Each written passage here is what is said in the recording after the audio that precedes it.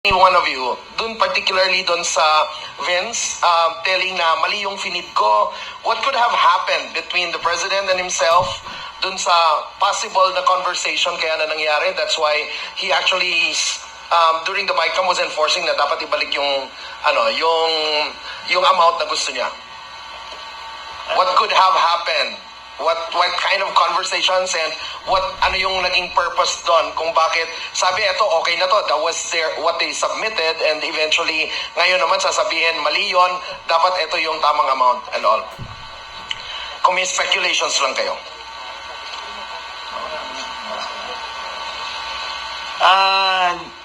May I comment on that? Sure po. Well, unang-una, kailangan po malaman ng ating mga kababayan kung ano ba yung National Expenditure Program. Una muna, i-define natin kung ano po yon. Kasi po, yung National Expenditure Program, budget ng Pangulo yan. Ibig sabihin, sa ating saligang batas, tuwing taon, obligado ang ating Pangulo na magsumite ng budget para sa kanyang panggobyerno. So ito po yung definition ng National Expenditure Program, which is included in the mandate of the President under our Constitution. The Philippine President's proposed national budget for the upcoming fiscal year. Yun po ang National Expenditure Program. This is prepared by the DBM and submitted to Congress for deliberation, acting as the basis for the General Appropriations Bill, which eventually becomes law. So, ibig sabihin, bago ipipresenta yan, every I think sometime in the month of August, after the State of the Nation address, obligado na magsumite ang ating Pangulo ng kanyang iniisip na ano ba ang pagpapatakbo ng gobyerno. Magkano ang kailangan na pondo para ayos ang pagpapalakad ng ating gobyerno. So, ibig sabihin, ano ba ang NEP? Bawat departamento ay gumagawa ng kanilang budget kung ano ang mga kailangan ng bawat departamento. So, pagdating yan sa Kongreso, re-reviewin lang. Kaya dapat ang ating Pangulo, kung matalino siya, kung maayos siya, matino siyang Pangulo, hindi pwedeng palitan yung kanyang budget. Busisiin lang ng Kongreso yan, pero pagdating uli sa tinatawag na General Appropriations Bill, yung gusto ng Pangulo na sinabit niya sa NEP, hindi dapat sana ang tatanggapin niya. Pero kung imamanggel na yan or iba-iba na ang siyempre, aangal dapat ang matino na Pangulo. Di ba?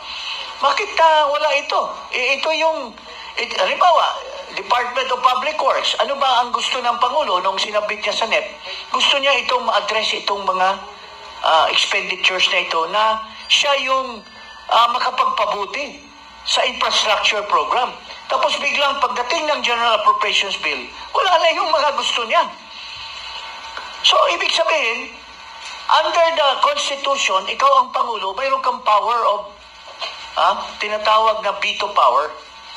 Pwede mong harangin yung mga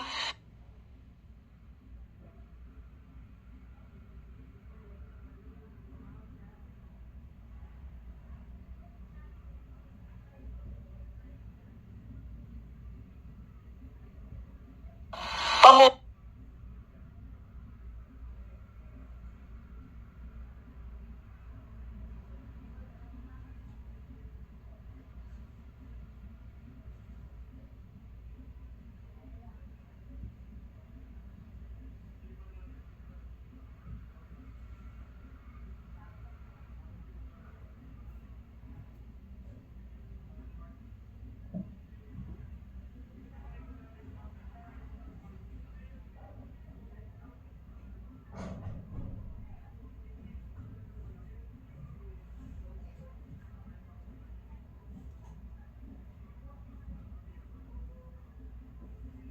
investigador sa kung saan man si Saldico, pwede mong kuhanan ng deposisyon si Saldico.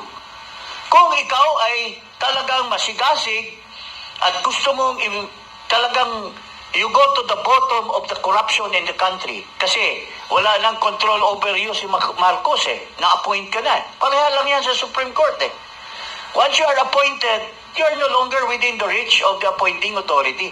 You can do your thing for the good of the people. So, yan, pwede mong imbestigan. Pangalawa, sinasabi ni Ping Lacson, hindi daw si Presidente ang nagpa-insert, kundi ginamit lang ang pangalan niya ni Pangandaman. Ginamit niya ang pangalan niya ni Adrian Bersamin. Bakit hindi mo imbestigahan itong dalawa? To go to the bottom, who is telling the truth? Is Marcos telling the truth? Or is it Adrian? Or is it Amina Pangandaman? Lalo na yung Jojo Cadiz na tumanggap ng 1 billion according to Saldico para kay McCoy. Why don't for the sake of the country, para to go to the bottom, yung pinakamataas na opisyal. Kasi sinampahan na nila kamo si Martin Romualdez. Pero hindi pa rin satisfied ang taong bayan. Sabi nila, baka si Martin Romualdez, instrument lang yan ng mastermind. Para talagang masabi na may katotohanan yung sinabi ni Marcos na mahiya kayo, dapat clean na clean siya. Pero, how can he prove that he is clean when he is not being investigated? Yung ICI na ginamit niya to investigate hanggang dito lang. Pero, it's beyond reach sa kanya. Kaya sabi ng mga tao, useless yung ICI kasi, halimbawa, si Sandro Marcos, inimbestigahan. Sabi niya nung una, I am willing to dispense the ICI to have,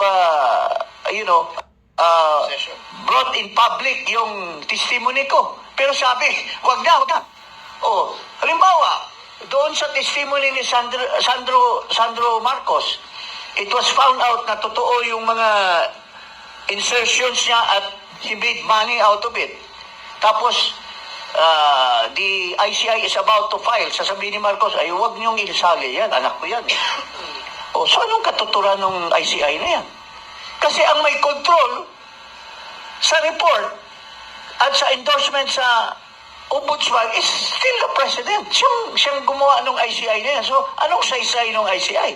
Kaya nga, sinabi sa akin ni Babe Singson, akong unang nakakalap nung sinabi ni Babe Singson that he was resigning kasi ginagamit lang siya. Yung kanyang kredibilidad, ginagamit lang ng ICI. At muro-muro lang ang ginagawa ng ICI. So, yun po mga kababayan, ilagay nyo sa pag-iisip nyo, kayo, kung nakikinig kayo sa sinasabi ko, I am calling the Ombudsman to investigate Marcos Jr., itong Pangulo ng ating bansa. Dahil may aligasyon na siya ang pinakakorap. At yan ay upon the personal knowledge of Saldico. Bakit tayo maniwala kay Saldico? Kasi pareho lang yan sa mga 5 magnanakaw. Hinold up nila yung bangko. Kasama sila lahat.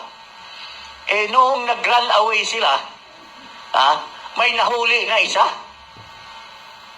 At ito ay ininterrogate ngayon ng policeman. At sabi niya, ang mastermind po namin, yun si, Makoy Madriaga. Ang isang kasama namin, si Martin de Lima. Ang isang kasama namin ay si Ping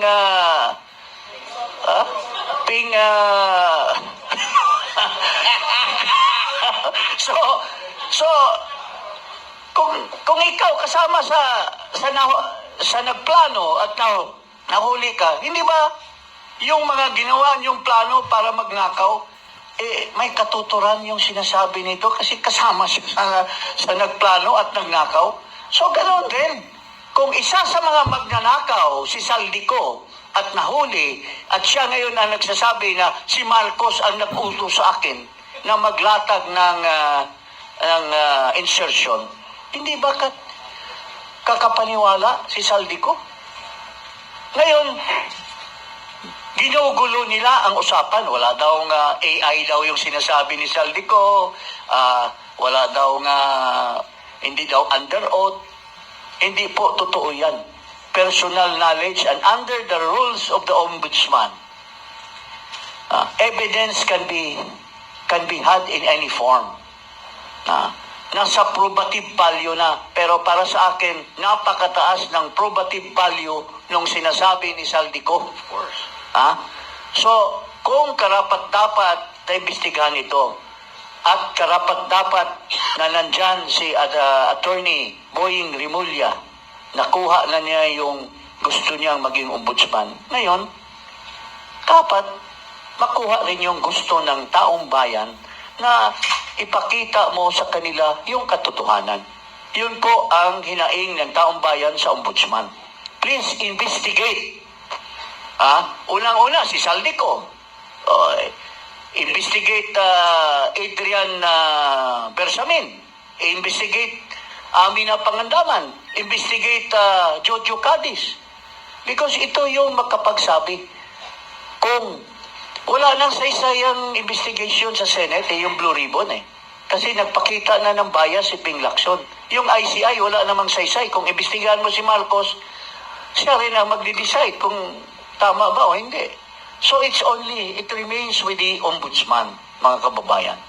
Yun ang last bastion of determining accountability ni Marcos Jr.